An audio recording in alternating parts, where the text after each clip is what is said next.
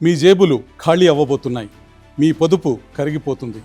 మీ పిల్లల స్కూల్ ఫీజుల నుంచి వంటింట్లో వాడే గ్యాస్ సిలిండర్ వరకు ప్రతిదీ మీ బడ్జెట్ను తల్లకిందులు చేయబోతుంది.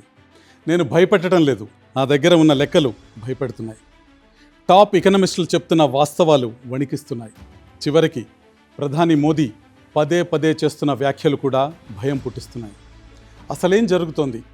గడిచిన 42 నెలల రికార్డును బద్దలు కొడుతూ హోల్సేల్ ప్రైస్ ఇండెక్స్ ఇన్ఫ్లేషన్ భారత్ను వణికిస్తోంది.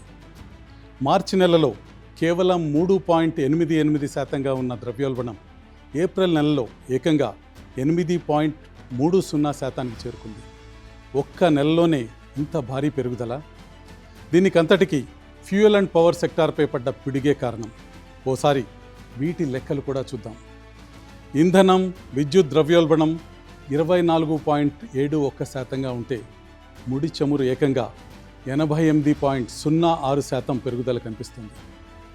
88% పెరిగితే ఇంకేమైనా ఉంటుందా? ఆయిల్ ధర పెరిగితే అది కేవలం పెట్రోల్ బంకుల దగ్గరే ఆగదు.